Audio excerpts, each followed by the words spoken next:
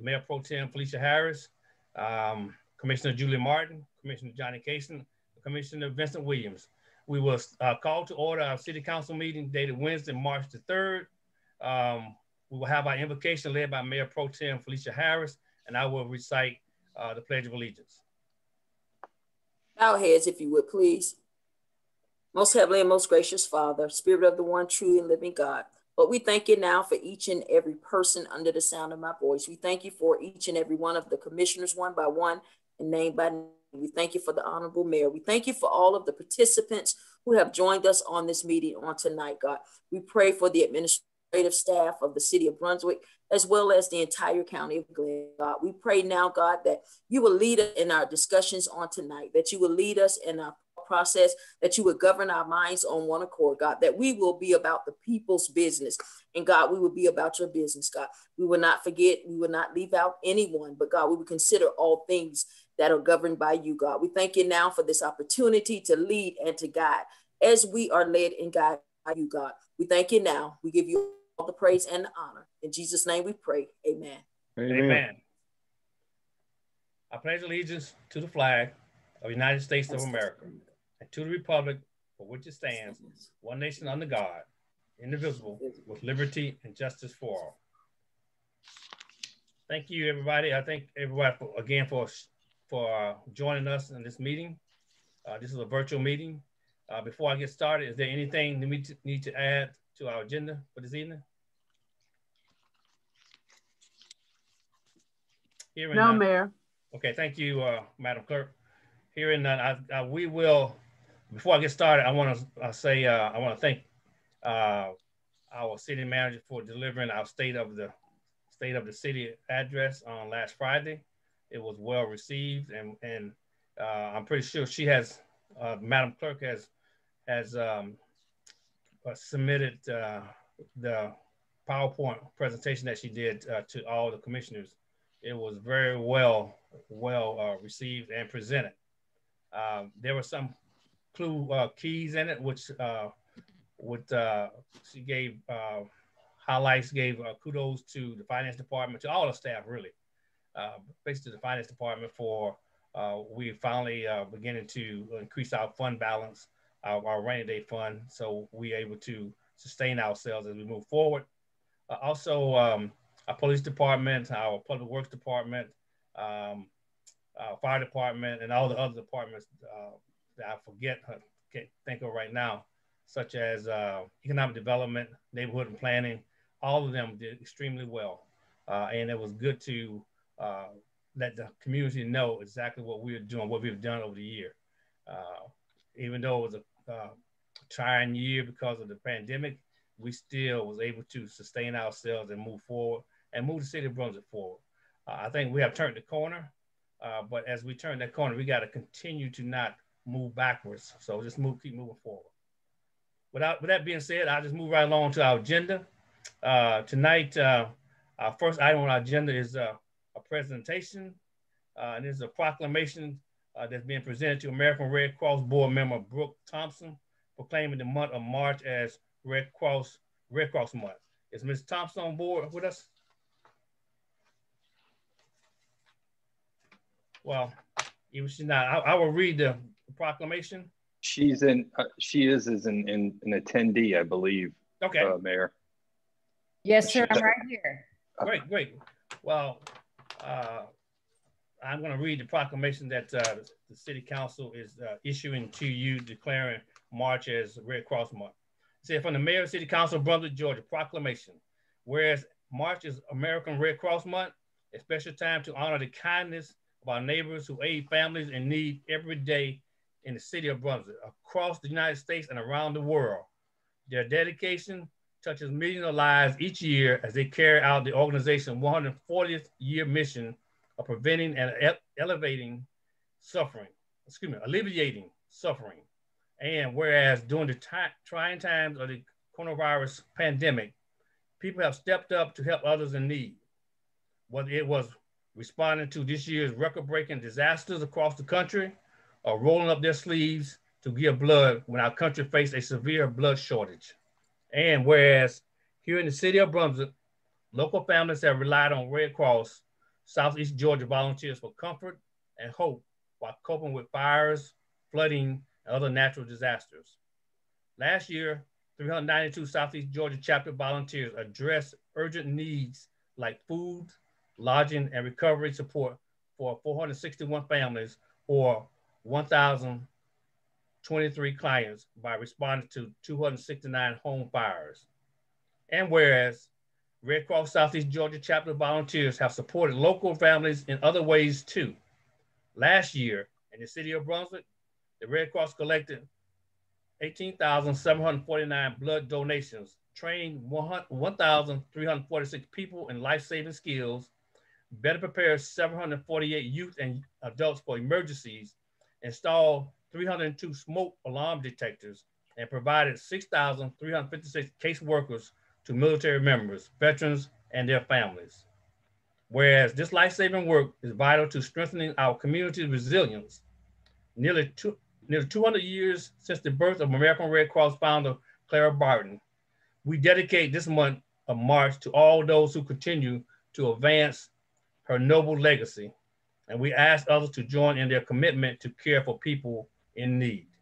Now, therefore, I, Cornell L. Harvey, Mayor of the City of Brunswick, along with my fellow commissioners, Commissioner Julie Martin, Commissioner Johnny Case, Commissioner Vincent Williams, and Mayor Pro Tem Felicia Harris, by virtue of the authority vested in us, do hereby proclaim March 2021 a Red Cross month. And I encourage all Americans to reach out and support this humanitarian mission. Signed by me, Cornell Harvey, the mayor, and attested by Naomi Atkins, our city clerk. Ms. Thompson, thank you for what you do for our community, and thank you for how you have been sustaining a lot of people here who have met with disasters in our community and also around the world. We really appreciate it so very much. I wish I was able to hand it to you and offer you a round of applause. I wish you were too. Thank you so much. No problem. Okay. Red Cross does a lot for our community. Also, people, the blood bank is always in need of blood. So we encourage everybody to support that needed effort. As we move right along our agenda, item to consider for approval. Item number 2, consider approval of February 17, 2021 regular scheduled meeting minutes. It was in our packet. I'll make a motion to approve the minutes as presented. Second. Thank you, Commissioner Martin and Commissioner Casey and Commissioner Williams. Motion second for approval. Any further discussion? All in favor, please say aye and raise your hand. Aye. Aye. Those who disapprove have the same right. It appears the ayes have it. Thank you. That motion carries.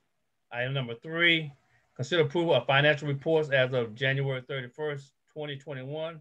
Ms. Kathy Mills, our finance director, will be presenting. Good evening. You have before you the financial statements as of January 31st. We are at 58% in this fiscal year. You'll notice on our monthly numbers, we had outflows over inflows of $605,000, but that is common for this. The cash balance in the general fund is a little over $7.75 million. Part is at Georgia Fund 1, and you'll see part is at Prime South. I'm not being as careful moving money as quickly over to Georgia Fund 1 because at the present time, they're still not paying as much interest as we are earning at Prime South. Local option sales tax, you'll see we had an increase for the month of January of 7.19%. And year to date, we show an increase of a little over 12%. And I wanted to sort of explain that since this was a little bit of an unusual year and tell you, obviously we didn't expect a 12% increase in sales tax this year. In fact, when the city manager and I did the budget, we budgeted for the first quarter for sales tax to be down 35% from the previous year, the second quarter 20% down, and the third quarter 10% down. And then the fourth quarter we left alone. So we look at 12% and think that's wonderful. And we did still increase from the prior year, But that year-to-date number for 2021 of $4.3 million also includes a $268,000 one-time amount that we received back in September. And we talked about that at the time, where it was an adjustment from the Georgia Department of Revenue for sales tax. So that being said, I just wanted to figure the number without that. And even without that, we are still up a little over 5% for the year. So that's still pretty remarkable considering what we were anticipating might possibly happen this year. Title ad valorem tax up for the month, 53%. Year to date, it's up approximately 30%. On the next page, we'll have SPLOST 6, which obviously mostly all we're seeing now is expenditures coming out because we're just getting small amounts coming in since that collection period has ended. We just get some audit adjustments and that type of thing, which are not very much money. We do have cash on hand of almost $8 million. I guess perhaps the more important part is if you'll look at the third column over, well, maybe fourth, I guess, without the asterisks, the amount the city had expended as of January 31st of our SPLOST money was $8.2 million out of the original budgeted amount, which we had of $13.8 million. We are seeing that obviously continue to go up as we're spending money. We are now, and I know that's the big concern for our citizens too, that we take that money and turn it around as quickly as possible. We will be seeing a lot more of that go out in the next few months as we're getting to the end of those projects, a lot of which require, you know, prior approval from other agencies before we can do the work. So we'll start seeing that money flowing out a lot faster too. On the next page, once again, we have SPLOST 5 and nothing changed on that except it earned a couple of $100 worth of interest this month. We have a cash balance in that account of $1,355,000, and the county supposedly has $1,300,000. Norwood Street Commons, there's been no activity in that for the month other than interest earned. We still have a cash balance in Norwood Street Commons of $335,000.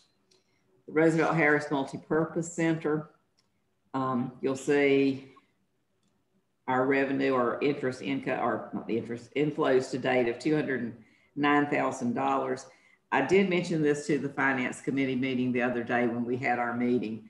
You'll notice we have transferred from the general fund as of January 31st, $85,000.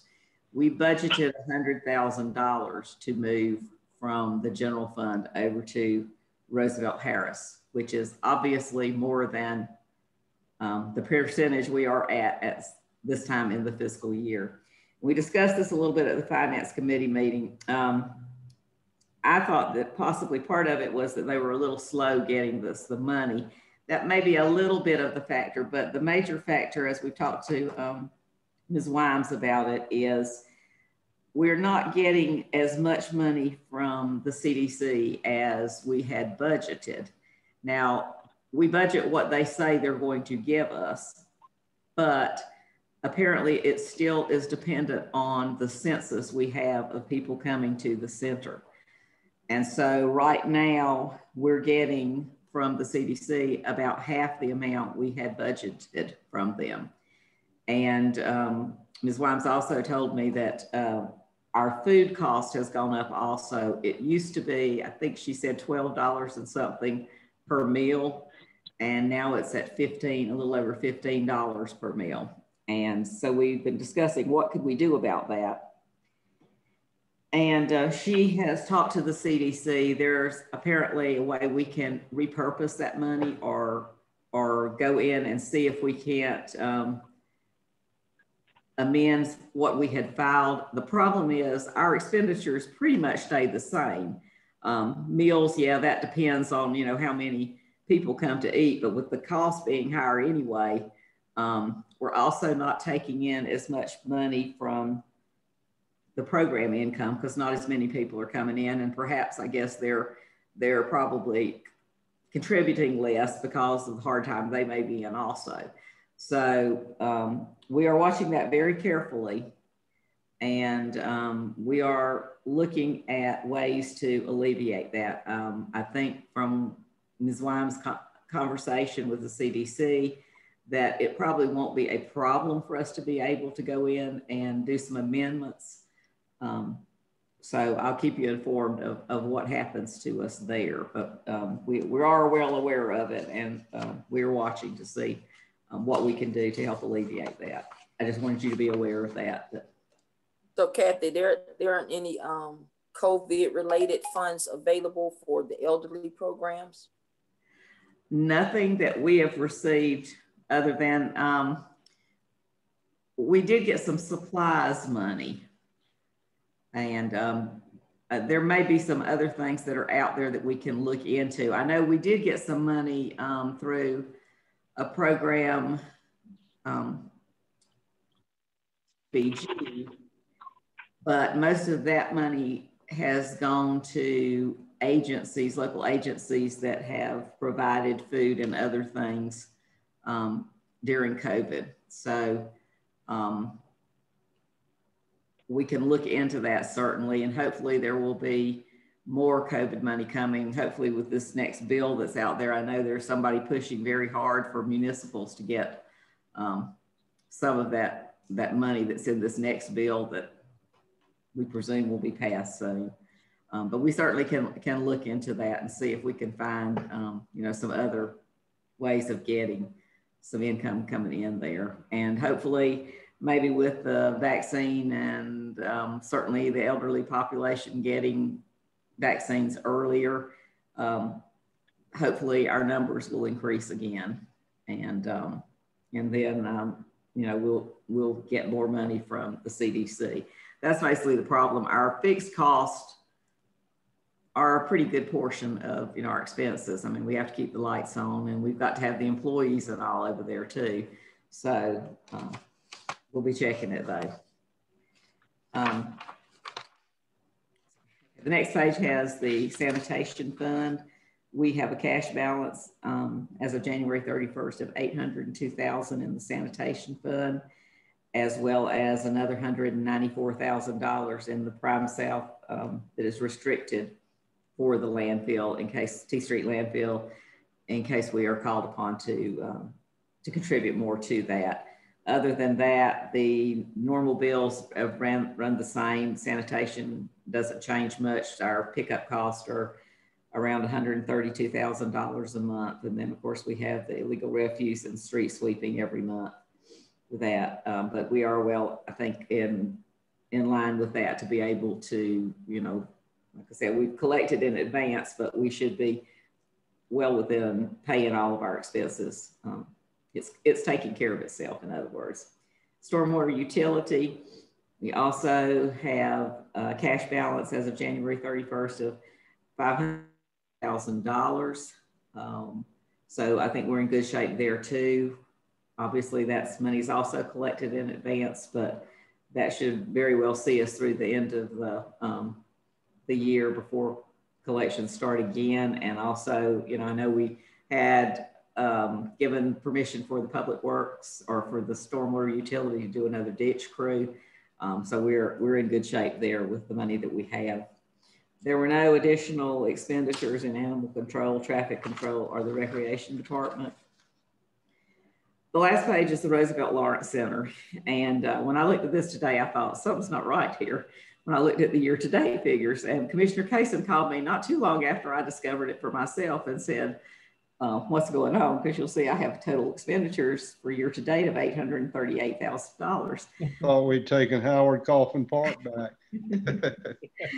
And so I just looked it up and I said, I know. And what happened is I set this report up to run monthly, and I have to put the dates in.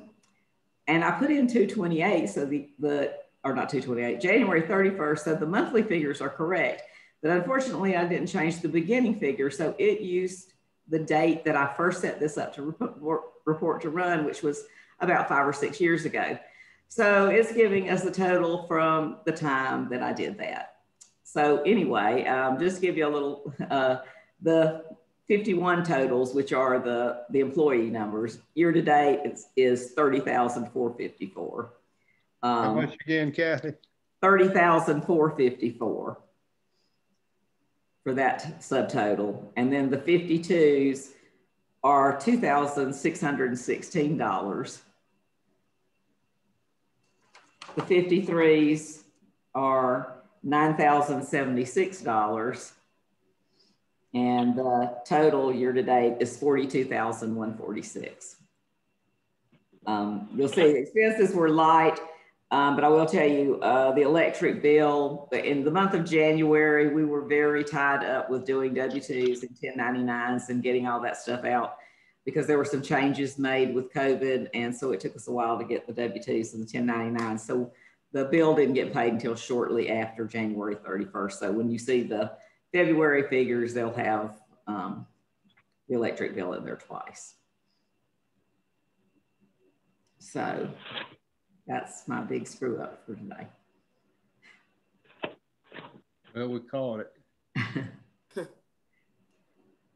So Kathy, you look like you're just projecting, you're getting us ready for to take Howard Coffman Park back. Yes. That's exactly what it looked like to me. It really did. I said, wow. I got a question on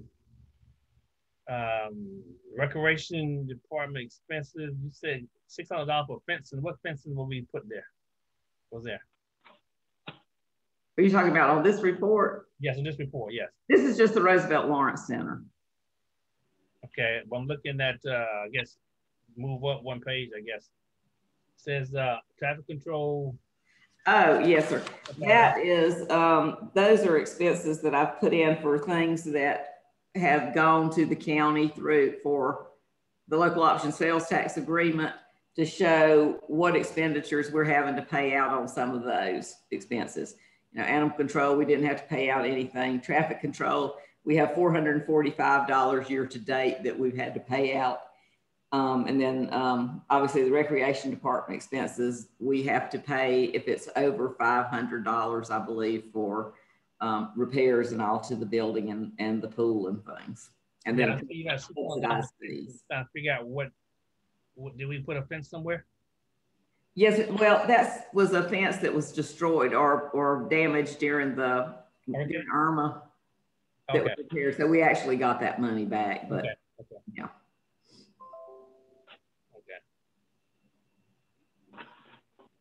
Commissioner, any further questions for Ms. Mills as she gave the financial report? I'll make a motion to approve the financial reports as read. Second. All right, motion second to accept the financial report as read. Second, motion by Commissioner Casey, second by Commissioner Williams, and I think Commissioner Martin, I believe. And further questions, comments? All in favor, please say aye and raise your hand. Aye. Aye. Opposed have the same right. Hearing nothing from the opposing side, that motion carries unanimously. Thank you so much, commissioners. Thank you, Kathy, also for a good report. It seems we're doing good. As I said before, we have turned the corner and we're doing great.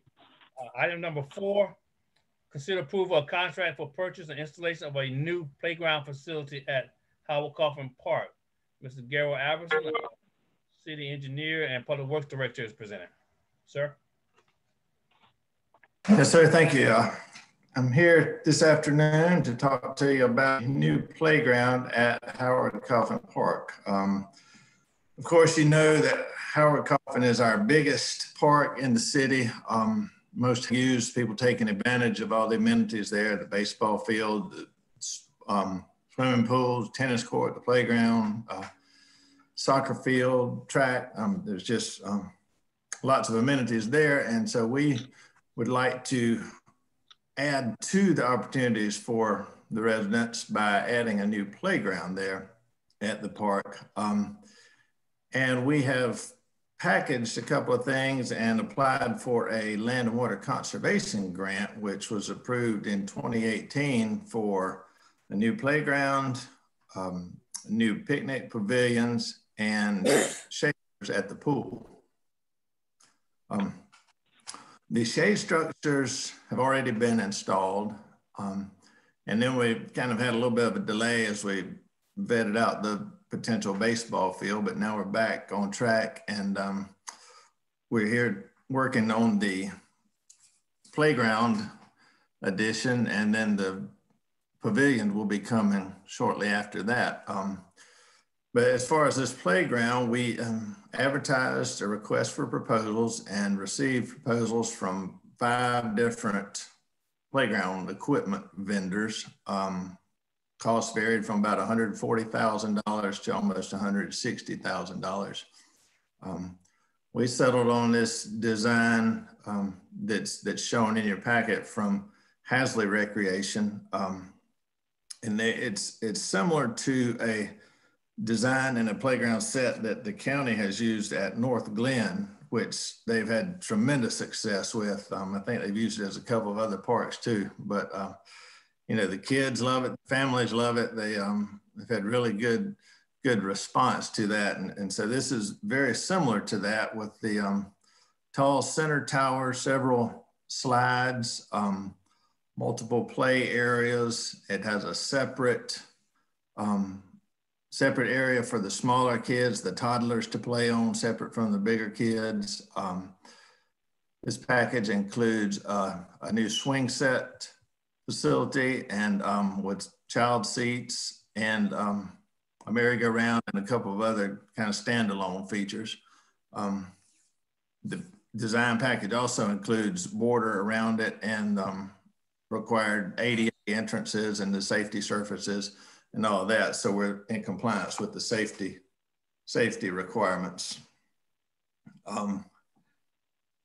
If this is approved, the vendor is prepared to go forward. In my last conversation with them, they mentioned 4 to 6 weeks to prepare the equipment and materials and for shipping. So that puts us at around late April. And then they will be in here to install after that, which should take a couple of weeks. So, you know, if everything stays on track, we're looking at probably towards the end of May, end of May, getting this thing installed and operational. That our intent is to place this at the north side of the tennis courts. If you're familiar with the park, and I think there's a map shown in your packet as well, just north of the tennis courts, there is a grassed area between the tennis courts and an old running track there. Right now, there's currently a swing set there and a couple of small pavilions. We would relocate those 2 small pavilions and remove that swing set there. And like I said, this new package has a new swing set going in that's all ADA and safety compliant. So the new playground would sit at the north side of the tennis court with looking at a small pavilion on each side of it. One question that has been asked is about the existing playground, which is to the west side of the tennis courts. We've looked that over pretty good. It does need a little work, just a little maintenance, some paint and some resurfacing of a couple of areas. We do feel like we can upgrade that, improve that a little bit for very little cost and keep that in operation right now. We don't plan to get rid of it right now as long as it's cost effective and feasible to continue to use it. We want to continue to leave it until we can't maintain it anymore. Cost-wise, I mentioned the Land and Water Conservation Fund grant. We received $100,000 from the Conservation Fund, and we're required to match that at a minimum. So that's a minimum of $100,000 for us. As I mentioned, the pool shade structures came in at almost $24,000. those have already been installed. They were installed in the summer of 19, I believe. This playground comes in at about $148,000. We've estimated $100,000 for the picnic pavilion. We believe we can keep that cost below that, well below that, but that's just an estimate. If so, that would put us, after you deduct the $100,000 from the grant, spending $171,000 on this park improvements for the pavilions, playground, and shade structures. The cost or our matching funds for this project would come from SPLOST 6 Howard Coffman Park monies, which is the current SPLOST. That money's collected and in our bank account. Right now we have approximately $233,000 in that line item. So certainly sufficient funding there for these improvements. So that's it. We're asking for approval to go ahead with this contract with Hasley Recreation for $147,989.50 for the playground improvements at Howard Coffman. So we also talked this over at the most recent finance committee meeting last week, and they were in favor of going ahead with this. So be glad to answer any questions. I have probably a pretty quick question. And looking at the schematic layout, the drawing, what is a wave barrier? Because I saw that mentioned in several different places, but I didn't know if it was an apparatus, if it had something to do with, I don't know. What is a wave barrier?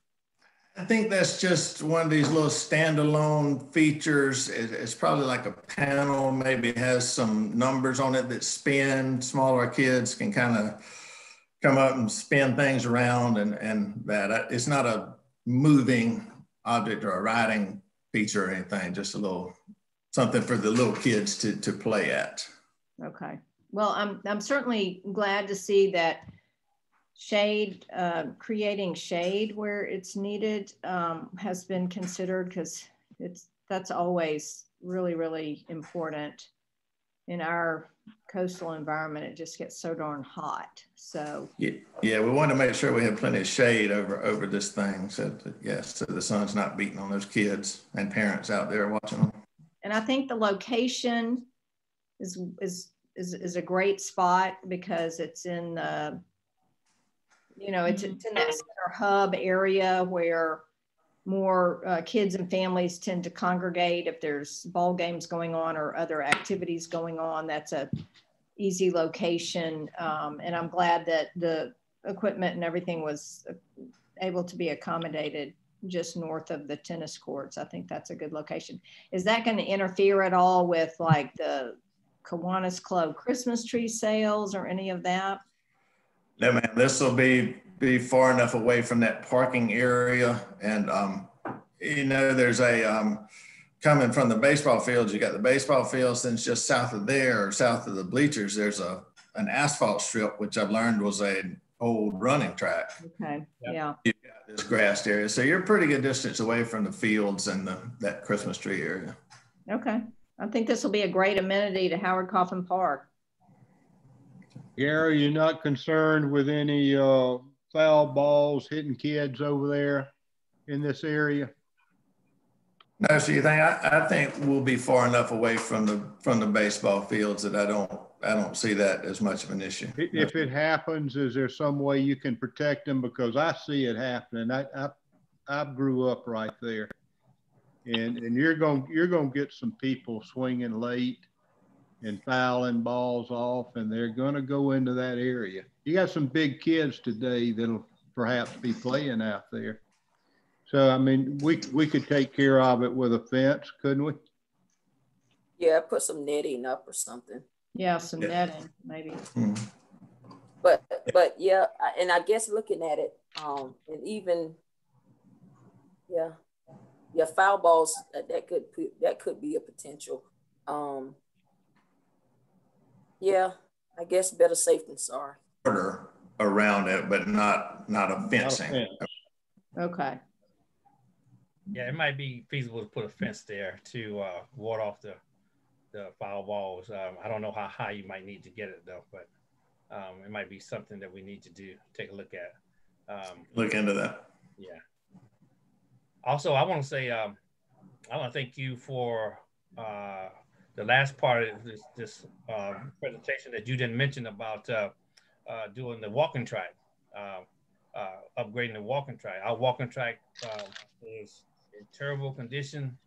It's made out of asphalt, and I think the county is made out of concrete, I guess. And it is, it's got lumps in it, holes in it, almost like potholes or what, I guess. But I thank you for willing to put the rest of that money that we have left over into improving that part of the Howard Coffman as well. Certainly.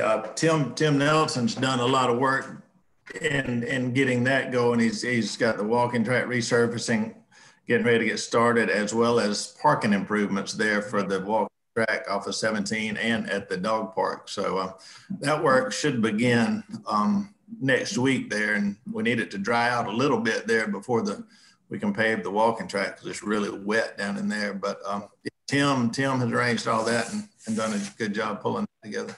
About paving right there at the walking track, is that in the scope? That's what he said, Jay, I think.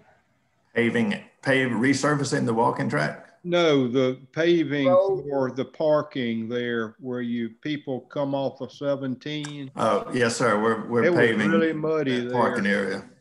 Pardon me? We are paving that parking area. Yes, sir. It'll be asphalt or concrete? Asphalt. Asphalt. Good. That'll help. It really will. There at the walking track site and the dog park parking, both of those parking areas will be paved.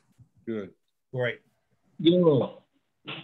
This Commissioner Williams, I was going to ask you on the walking track itself, are they going to use any of the like rubberized track asphalt deal like they have at the high schools, or are they going to use just asphalt? No, so this will just be the standard asphalt surface. Well, I hope you use concrete, really. I think the concrete is what was used at North Glen and also around the park, the lake around the college as well. It seemed to hold up better, but you know, you decide, sir. I mean, you know a lot more than I do with that. So Gara, what about the actual exercise equipment at the walking track? Yes. We've been looking into that a little bit. We don't have anything solid nailed down as far as, you know, replacements or updates yet, but we've done a little bit of research on some pricing and, you know, what might need to happen there, but we'll keep looking at that and bring that back to you. Yeah, because that stuff is in back. Yes, it is. It sure is. But I also think that we are, as Howard Coffman Park reverts back to the city, to have the playground will be an added feature, added condition, saying that we're ready to take over the management of our park, our most active park, and so that's something good for let our community know that we are back in the business of running our parks. Right. Any further comments or questions? I entertain a motion, please. Mr. Mayor, I'd like to offer a motion that we approve the Howard Coffman Park improvements as presented by our city engineer. Second. Motion second for the approval of this contract for purchase and installation of new playground facility and equipment at Howard Coffman Park. Further questions? Comments? All in favor, please raise your right hand and say aye. Aye. Aye. Aye. Thank you. Opposed have the same right.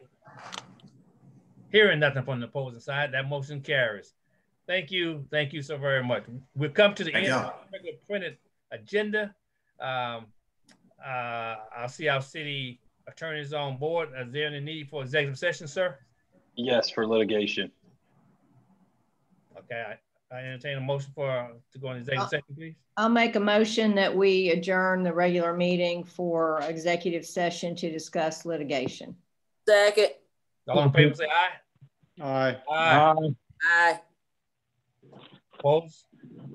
All right, that motion carries. So we will adjourn to executive session, after which we will come back and adjourn our meeting for the rest of the evening. So I'll see you guys into executive session.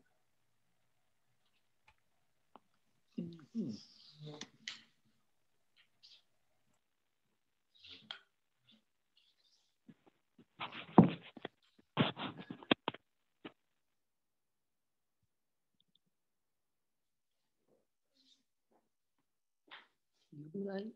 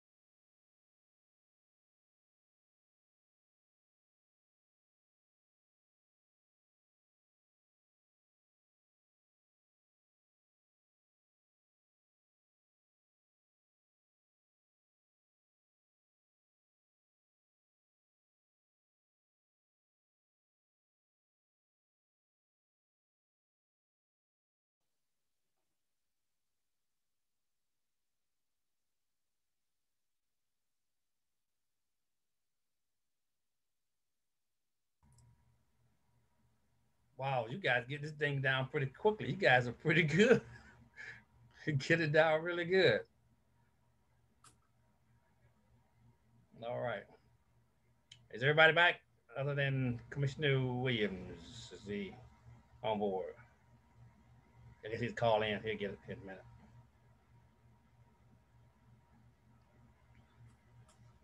I don't see Johnny. He's coming. Yeah.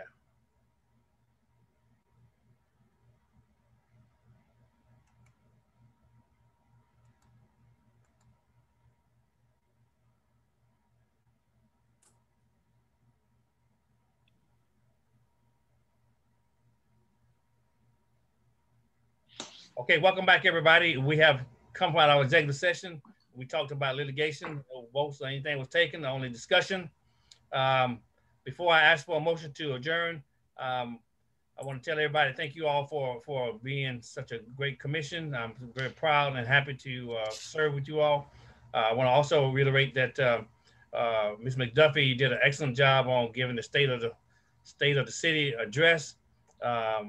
It's the first time we ever done that. First time we got invited, and we really stole the show. I want to say we let people know exactly where we are. As I said before, we have turned the corner, but we could not have done it without the great staff and without the great leadership that you, the commissioners, have shown. So I appreciate serving with you all. If there's nothing else to bring before this commission for this evening, then I'll ask for a motion to adjourn. Motion to adjourn. Second. Got a motion second to adjourn. All in favor, please say aye. Raise your hand. Aye. All right. Okay, we stand adjourned. Thank you all again. And I'll see you when I see you. Over and out. Be safe Good night. Thank you, IT Kyle. Yeah. Thank you, Kyle. I appreciate you. Yeah. You got to be safe now. Thank you, Brian. Good night. Night. Night. Man, Pro Tem. Thank you too. Really. Tanette, thank you.